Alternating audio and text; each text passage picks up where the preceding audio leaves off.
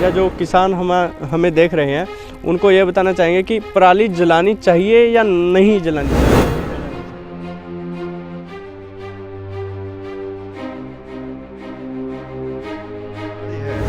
उस 1 टन पराली को जलाएंगे तो लगभग उसमें 2 से 3 किलो सूक्ष्म कण होंगे, जो सूक्ष्म कण अस्थमा, टीबी वगैरह पैदा करते हैं।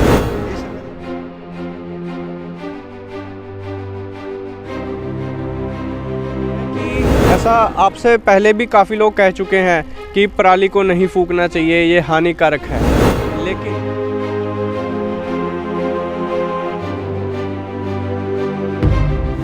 लेकिन हमारा जो किसान है वो लिथार्जिक हो चुका है, आलसी हो चुका है।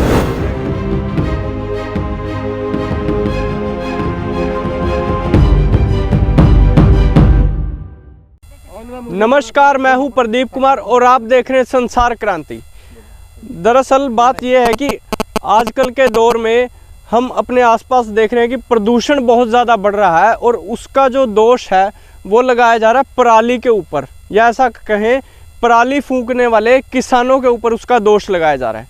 लेकिन दूसरी तरफ किसानों का कहना यह है कि अगर हम पराली फूकेंगे नहीं तो आखिर उसका करेंगे क्या। प्रॉब्लम बहुत सारी हैं लेकिन उसके समाधान बहुत कम है, और ऐसा भी अगर हम कहें कि उसके समाधान बिल्कुल ना बराबर है, किसानों के पास उसका समाधान ही नहीं है, तो ये भी गलत नहीं है। लेकिन एक प्रोफेसर आज हमारे साथ जुड़ चुके हैं, उनका नाम है प्रोफेसर जयपाल सिंह जी। वो केमिस्ट्री के प्रोफेसर हैं और उनकी महारत है इन सब चीज़ों में। वो खुद भी खेती कर चुके हैं और आज वो हमको बताएंगे कि किस तरह से किसान पराली को बिना फूके, पराली को बिना जलाए पर्यावरण को बचा करके फ़ायदे में रह सकता है, फ़ायदेमंद व्यापार या कहें कि फ़ायदेमंद खेती अपनी कर सकता है। राम राम प्रोफेसर साहब। राम राम भाई, राम राम। तो प्रोफेसर साहब, मेरा सबसे पहला सवाल आपसे ये है कि सबसे पहले तो हम अपने दर्शकों को या जो किसान हमें देख रहे हैं उनको ये बताना चाहेंगे कि पराली जलानी चाहिए या नहीं जलानी चाहिए। नहीं जलानी चाहिए। इसलिए नहीं जलानी चाहिए क्योंकि जो वनस्पति हैं उन्होंने भूमि से पोषक तत्व लिए हैं। अगर वो पोषक तत्व जला करके हवा में उड़ा दिए जाएंगे तो भूमि पोषक तत्व विहीन बांझ या बंजर बन जाएगी। इसलिए ज़मीन की पौष्टिकता और उर्वरकता को बढ़ाने के लिए इन पराली या फसल अवशेषों को भूमि में मिलाना नितांत आवश्यक है। एक दूसरा, अगर मान लीजिए इनको जला दिया गया तो मैं ये हाथ में ले रहा हूँ, ये मिट्टी है और मिट्टी के ऊपर ये शैवाल है, इसको बोलते हैं लाइकन। इसमें कैमरामैन को मैं होती है। एक मिनट, मैं कैमरामैन को कहूँगा कि कैमरा एक बार यहाँ पे लेके आए, इसको नज़दीक से दिखाए। ये लाइकन्स हैं, ये शैवाल भी बोली जाती है। इसके अंदर नाइट्रोजन और फास्फोरस एसिमिलेट यानी कि अवशोषित करने की अक्षमता है। अगर जलाएंगे तो ये जल जाएगी और जलने से क्या होगा कि ज़मीन के अंदर शुद्ध 5 से 7 किलो नाइट्रोजन और 2 से 3 किलो फास्फेट की कमी होगी। साथ के साथ जो 17 पोषक तत्व हैं वो भी हवा में उड़ जाएंगे और धरती जो है पोषक तत्व विहीन हो जाएगी। एक दूसरा, मान लीजिए हम यहाँ पर इस क्यार के अंदर खड़े हैं, लगभग 1 टन पराली है। उस 1 टन पराली को जलाएंगे तो लगभग उसमें 2 से 3 किलो सूक्ष्म कण होंगे, जो सूक्ष्म कण अस्थमा, टीबी वगैरह पैदा करते हैं। इसमें लगभग 52 किलोग्राम शुद्ध कार्बन मोनोऑक्साइड होगी जो फेफड़ों को जाम कर देगी।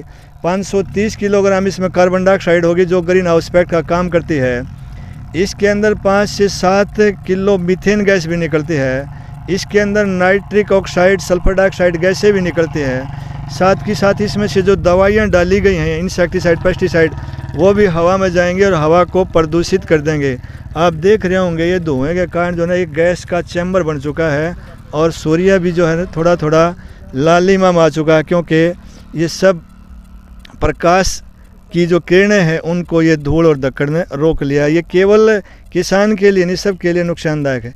इसमें हम किसान को इतना दोषी नहीं ठहरा सकते। समस्या क्या है कि एक तो संसाधनों का अभाव है, दूसरा समय सीमित है, तीसरा एक अपेक्षाएं भी ज़्यादा। किसान चाहता है कि मैंने ये ठेके लिए अपना ठेका भी पूरा करना है, तो ये 5-7 दिन का जो पॉल्यूशन है ये किसानों को मंडा जाता है। लेकिन इसके अंदर लगभग 17% योगदान वाहनों का है, लगभग 28% उद्योग धंधों का है, 15% लगभग अपने जो ये घरेलू उत्पाद हैं इनका है, और कुछ जो अन्य कल कारखाने वगैरह हैं, दैनिक चर्या हैं, ये भी इसके लिए प्रदूषण के लिए उत्तरदायी और जिम्मेवार हैं।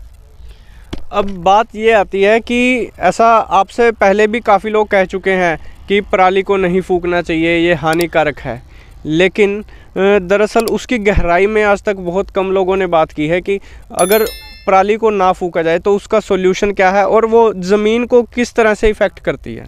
जैसे आप देख रहे होंगे यहाँ पर ये फाने जो काट रखे हैं, अगर वो जो मशीन है, एक मल्चिंग मशीन बोलते हैं, मल्चिंग मशीन है, वो उसमें पंखा होता है और नीचे इसने अड़ा के बिल्कुल साफ करके काट दे, इसके छोटे छोटे टुकड़े कर दे, टुकड़े करके ये बिछ जाएगा। फिर इसमें जीरो ड्रिल एक मशीन आई, सुपर सीडर बोलते हैं, जीरो ड्रिल मशीन, उसके माध्यम से इसके अंदर जइया लग जाएंगे। और जइया लगने के बाद इसमें जब जामने के बाद थोड़ा बहुत पानी देंगे तो ये बिल्कुल उसके ऊपर तय बन जाएगी, और इस तय के अंदर जो ये शैवाल है दोबारा फिर वही कार्य करेगी जो कार्य इसने धान के खेत में नाइट्रोजन, फास्फोरस और अन्य पोषक तत्वों को समाहित किया। जो बात एक बीच में रह गई थी, मैं आपको एक सेकंड के लिए रोकना चाहूँगा। अभी ये जो आपने शैवाल दिखाया, ये तो आपने हाथ में मिट्टी उठा करके दिखाया, अगर ज़मीन पे हम प्रैक्टिकली दिखाना चाहें तो आप किस तरह से दिखाएंगे हमारे ज़मीन में दिखने लग रही है? कैमरामैन को मैं कहूँगा कि एक बार ला के दिखाए। ये थोड़ी थोड़ी सी दिख रही है ऊपर वाली, ये सारी की सारी लाइकन है जिसको शैवाल बोले जाते हैं, नीली शैवाल है। ठीक है। और इसमें एल्गी और फंजाई है। ठीक है। और ये जो फंजाई है नाइट्रोजन फिक्सेशन करती है, एल्गी इसको नमी प्रदान करती है। ठीक है जी। ये सिम्बायोसिस का एक माध्यम है प्रकृति के अंदर जो नमी प्रदान करता है, और नमी के अंदर नाइट्रोजन अवशोषित की जाती है। अब जो अगला विषय था मैं कह रहा था, अगर आपने आग लगा दी, इसके अंदर जो एक डला है ये रहा, इसमें लगभग 7 अरब जीवाणु हैं। 7 अरब जीवाणु हैं। बहुत बड़ा नंबर है भाई, 7 अरब जीवाणु। अरे ये जलने से क्या होगा, वो पाप तो होएगा। अब दूसरी बात, जिस धरती को माँ बोलते हैं, अगर माँ को जलाना है या उसको भ्रष्ट करना है तो ये एक अयोग्य संतान ही ऐसा कर सकती है। और किसान तो आदिकाल से अपनी माँ की पूजा करता है। पूजा का अर्थ यहाँ पर इसका यथा योग्य मिट्टी में मिला करके खाद बना करके उत्तम भोजन या अनाज या चारा पैदा करें। चारा अगर मान लें आप जला रहे हैं, दूसरी तरफ एक अपराध ये भी हो रहा है कि गऊ जो है भूखी मरी है, पशु भूखे मर रहे हैं चारे के अभाव में। साथ के साथ जो इससे एक फ़ायदा ये भी है कि भारत सरकार और हरियाणा सरकार ने कहा भाई हम इससे गट्ठे बना करके या इसके रोलर बना करके स्ट्रॉ बेलर मशीन के द्वारा बिजली बना सकते हैं, गत्ता भी बना सकते हैं, और या और भी कोई इसके अंदर हम साइड प्रोडक्ट बना सकते हैं। ये इसका सदुपयोग है। अब जो आग लगाई जाती है उसके अंदर ध्यान रखना केवल ये ही नहीं, इसमें केंचुए हैं, इसके अंदर मेंढक है या और बहुत सारे जीव हैं जो ज़मीन किसान के मित्र कीट हैं, वो सब मारे जाएंगे। अब जब मित्र मारे जाएंगे तो दुश्मन तैयार हो जाएंगे। इसीलिए जब हम यूरिया और डीएपी डालते हैं तो खेती के अंदर एबनॉर्मल, अस्वाभाविक वृद्धि होती है, और ये अस्वाभाविक वृद्धि जब पौधे के अंदर होती है और उससे जो अन्न होता है, उसी अन्न के खाने से हमारे शरीर में भी कैंसर हो रहा है। तो कैंसर का मूल कारण है डीएपी और यूरिया डाले हुए खाद्य पदार्थ तैयार करना, चाहे वो साग है, चाहे सब्जी है, चाहे चारा है, चाहे वो अनाज है, चाहे दाल है, चाहे दलहन है, कोई भी है। जितना आप यूरिया डालेंगे, जितना डीएपी डालेंगे, उतनी पौधे की पैदावार भी होगी, मात्रा भी बढ़ेगी, लेकिन इसकी क्वालिटी है या गुणवत्ता है भोजन की, वो नीचे जाएगी। इसलिए यूरिया डीएपी से बचना है, खर्चे से बचना है, तो इस पराली को भूमि में मिलाने की विधि मैं ऐसे बताऊंगा कि जैसे ये खेत है, इसी के अंदर ये बिछी पड़ी है, इसमें थोड़ी सी हर्रो लगा के और इस पर गैस गिरडी मार दें, ये चिप जाएगी। फिर इसमें पानी देते वक्त एक नेचुरल डिकम्पोजर अपने खेत में अपना बना सकें। 1 ड्राम पानी ले लें, 1 ड्राम में 150 लीटर पानी लें, उसमें 10 लीटर गौमूत्र डाल लें और 10 लीटर गोबर डाल लें, गाय का गोबर, गाय का मूत्र ही, और 2 किलो मिट्टी लें बड़ के नीचे, पुराने बड़ के नीचे, क्योंकि उसके अंदर वो जीवाणु बैक्टीरिया होते हैं, और साथ में 2 किलो गुड़ और बेसन डाल दें ताकि उसके अंदर वो एनर्जी मिल जाए। 7 दिन तक उस ड्राम को नीम के या छाया के पेड़ के नीचे रखें और उसको हिलाते रहें। जैसे शराब तैयार होती है, साड़ा बन जाता है, ऐसे ही वो फर्मेंटेशन के बाद तैयार हो जाता है। उसकी 1 बाल्टी पट्टे के लिए आप छोड़ते रहें, पानी दिया, फिर पट्टे ने दिया, फिर दिया। उसमें जब मैंने बताया कि एक जैसे हाथ में गोबर है, 10 ग्राम गोबर गाय का, शुद्ध देसी गाय का, उसमें 84 लाख बैक्टीरिया होते हैं जो कि सेलुलोज को खा जाते हैं। अगर हम वो बढ़िया वाला जो घोल बना है उस घोल को, ये दिव्यामृत को एक एक बाल्टी के हिसाब से मान लें किले के अंदर 5 बाल्टी डाल देंगे, ये डॉक्टर तो कहते हैं कि मात्र 1 डिब्बा ही काफ़ी है, हम तो वहाँ पर हज़ारों डिब्बे तैयार करके उसके अंदर डालेंगे तो हो सकता नहीं है 10 से 15 दिन में ये ऐसे गल जाएगी जैसे सूती कपड़े को दीमक खा जाती है। अच्छा। या पानी में गल जाता, छिप जाएगी, गल जाएगी। तो ये किसान ने थोड़ी जहमत तो उठानी पड़ेगी।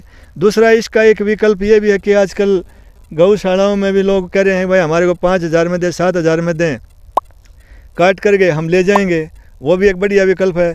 तीसरा एक विकल्प ये भी है, अगर ये पराली हमारे पास ट्रैक्टर हैं, फाड़ा में उलझा करके कोने के अंदर इसको इकट्ठा कर दे एक जगह, और इकट्ठा भी ऐसा करें, पहले 1 फुट की तय बनाई, उसमें हल्का सा थोड़ा सा पानी का स्प्रे करें, फिर उसके अंदर थोड़ा सा गोमूत्र मिल जाए वो, और मिट्टी थोड़ा खिचड़ा तो करना पड़ेगा, थोड़ा सा मिट्टी का रेत उसके अंदर बुरका दें, फिर इस तरह से अगली करें, उसमें पानी, फिर थोड़ा सा हल्का ये गोबर का स्प्रे कर दें और थोड़ा सा गुड़ डाल दें। गुड़ का मतलब ये कि उसमें जो बैक्टीरिया होगा ना वो जल्दी पनपता है, तो 2 महीने 3 महीने वो वहाँ पर आपका कोने में पड़ा रहेगा, तो वो खाद बन जाएगा और उसको अगली साग के लिए आप प्रयोग कर सकते हैं, वो कंपोस्ट खाद बन जाएगा। ये हमने खुद किया है, कर रहे हैं अपने खेतों में। मेरा इसका मतलब आपने ये चीज़ें बोलने से पहले करके देखी हैं? करके देखी हैं, वैसे नहीं हम हवा में बात करें, हमने कराया है, तभी मैं यहाँ पर फील्ड में आकर के बोल रहा हूँ, कह रहा हूँ। लेकिन हमारा जो किसान है वो लिथार्जिक हो चुका है, आलसी हो चुका है। दूसरे खेत में मशीन चल दे दिखा तो भी करवा दे काम भाई, दूसरा अगला है तू भी अगला दे भाई, देखो रहा है सारा संग। पहले हल के साथ काम होता था, आज वो काम मशीनों के साथ किया जाता है, ट्रैक्टर की मदद से किया जाता है, फसल काटने के लिए कंबाइन का यूज़ किया जाता है। प्रोफेसर साहब ने बिल्कुल ठीक फरमाया कि मशीनों के ऊपर जो किसान है वो निर्भर हो चुका है। अब प्रोफेसर साहब, अगर हम इसका एक निष्कर्ष निकालें तो निष्कर्ष क्या होगा? निष्कर्ष ये है, अपने बड्डे साने का अगर दे भाई, खेती खसम सेती ना दरेती रहती, सस्ता पानी न रहेगा और सस्ती खेती अड़की। ये वह पहले वाली बात रही नहीं, पहले वाला पानी रहा नहीं, क्योंकि मशीन का युग आ गया। हमारी जो तकनीक ने विकास तो किया, अगर बैलों के साथ मशीन लगा दी जाती तो बैल भी चलते, और बैल चलते तो उनका गोबर है, पेशाब से ज़मीन तगड़ी भी होती, एंटीबायोटिक भी होते, और ना हमें आग लगाने की ज़रूरत पड़ती, क्योंकि बैल के लिए हमने चारे की आवश्यकता होती। इसलिए वहाँ से आवश्यकता ख़त्म हो गई। अब इसको ये हमें अड़ंगा दिखाई देने लगा, बल्कि अड़ंगा नहीं, पराली तो एक वरदान है किसान के लिए, और इसका जो सदुपयोग कर जाएगा वहीं समाज के अंदर एक पर्यावरण संरक्षण के माध्यम से बहुत बड़ा उपकार और परोपकार करने में सफल और सक्षम होगा। तो किसान भाइयों से मेरा तो यही अनुरोध है, और यही है, सहज पके सो मीठा होए, थोड़ा सा इंतज़ार करें। इसको अगर खेत में मिला देंगे और फिर इसमें हम बोएंगे तो पानी भी कम लगेगा, और यूरिया या डीएपी उसकी भी कम आवश्यकता पड़ेगी। और यूरिया डीएपी के आप कट्टे लेने की बजाय, मान लीजिए आपने लेना ही है, तो नैनो यूरिया आता है या नैनो डीएपी आता है, जिसको हम खेत के अंदर या फसल के ऊपर शाम के समय स्प्रे करते हैं। वो 1 लीटर का डिब्बा होता है, पत्ते उसको अवशोषित कर लेंगे। इससे ये एक तो ज़मीन के अंदर पानी जहरीला नहीं होगा, दूसरा उड़ के वायुमंडल जहरीला नहीं होगा, तीसरा ज़मीन की जो पीएच है, पीएच मान वो बिगड़ चुकी है, हमारी ज़मीन अक्षार्य हो चुकी है। हरियाणा, पंजाब और उत्तर प्रदेश की ज़मीन जो लगभग बांझ होने का कारण अधिक यूरिया और डीएपी के कारण अक्षार्य तो बढ़ रहा है। और इसका केवल एक ही उपचार है कि इस ये अपना जो ये पराली है या जो अड़ंग है, बड़ंग है, फसल अवशेष हैं, इनको मिट्टी में मिलाएंगे तो शिथर कार्बन की मात्रा बढ़ जाएगी। शिथर कार्बन की मात्रा बढ़ेगी तो इसके अंदर जो एजोबैक्टर है, राइजोबियम है, या जितने भी वो जीवाणु नाइट्रोजन फास्फोरस सिंथेसिस करने वाले, वो ज़्यादा पनपेंगे, बढ़ेंगे, और पनपें बढ़ेंगे तो किसान का खर्चा कम होगा और गुणवत्ता बढ़ेगी। और मैं किसानों को एक बात और भी कहना चाहूँ, अगर गेहूँ है तो गेहूँ के साथ मान लीजिए आप पहले गोचनी बोया करते, थोड़े से चने बो दें या मेथी बो दें, क्योंकि उनकी जड़ें गहरी जाएंगी। जब जड़ें गहरी जाएंगी तो वो ज़मीन में जब वो कटेंगे तो वो ज़मीन के अंदर शिथर कार्बन ज़्यादा होगी, हाइग्रोस्कोपिक नेचर, यानी कि पानी को अवशोषित करने की या नमी की या आर्द्रता की या हवा का आवागमन ज़्यादा होगा, तो जड़ें भी मजबूत होंगी, जड़ें भी स्वस्थ होंगी तो पौधा भी स्वस्थ होगा, और पौधा स्वस्थ होगा तो अन्न भी स्वस्थ होगा। अन्न स्वस्थ होगा तो इंसानों का मन भी स्वस्थ होगा। जब इंसान का मन स्वस्थ होगा तो वो चिंतन मनन भी उसका अच्छा होगा और वो सबके भले में अपना भला सोचेगा, ना कि जो आजकल कुछ तुच्छ स्वार्थों के लिए हम आग लगा देते हैं और ज़मीन को भस्मीभूत करके बेवजह पर्यावरण को ख़राब करके मानसिक शारीरिक अपराध भी कर रहे हैं।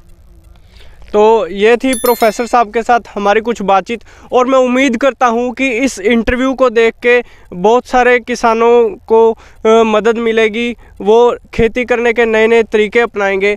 अगर फिर भी आपका कोई सवाल रह गया हो या किसी बात का जवाब आपको ना मिला हो तो कमेंट सेक्शन में ज़रूर लिखें। ये इंटरव्यू आपको कैसा लगा वो ज़रूर बताएं। मुझे लगता है कि प्रोफेसर साहब कुछ कहना चाह रहे हैं। किसान भाइयों, अपने खेत के अंदर आपने बीमारी से बचना है ना, तो एक मुट्ठी अजवाइन लें। जैसे गेहूँ है, गेहूँ के चारों तरफ एक बो दें तो उसमें से ऐसी सुगंध निकलेगी कि वो जो नुकसानदायक कीट हैं वो नहीं आएंगे।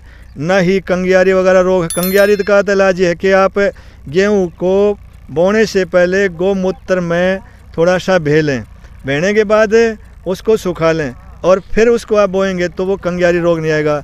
जो मैंने अजवाइन बताई है, एक तो दो काम करेगी, एक तो आपके घर में औषधि के तौर पर, दूसरा खेत में भी ये खाद का भी काम करेगी और पर्यावरण शुद्धि के साथ साथ जो इसमें से सुगंधित पदार्थ निकलेंगे खेत के अंदर वो नुकसानदायक कीटों को रोकेंगे, मित्र कीट उस पर पनपेंगे। ऐसा ही आप खेत के अंदर मिश्रित खेती करने के लिए सरसों का भी पहले आड़ दिया कर दे, सरसों भी बो सकते हैं, साथ में आड़ दे दें, या मिश्री है या और कोई चीज़, यानी कि द्विबीजपत्री साथ में अवश्य बोएं, ताकि ज़मीन के अंदर रोटावेटर ने जो तय बना दी है या धान के अंदर जो पेड़े काट करके तय बनाई है, इस तय को तोड़ने के लिए द्विबीजपत्री साथ में बोएंगे तो आपका खर्चा कम होगा, पानी कम लगेगा और साथ में ज़मीन की ताकत बढ़ेगी। इति ओम शांति। धन्यवाद किसान भाइयों सब ने। राम राम, नमस्ते। राम राम प्रोफेसर साहब। तो भाई अगर आपको कोई और सवाल इनसे पूछना है या आपका कोई और सवाल रह गया जिसका जवाब अभी तक आपको नहीं मिला है, कमेंट सेक्शन में वो ज़रूर लिखें। तो मिलते रहेंगे प्रोफेसर साहब के साथ और ऐसे रोचक इंटरव्यू लाते रहेंगे। धन्यवाद। जय हिंद।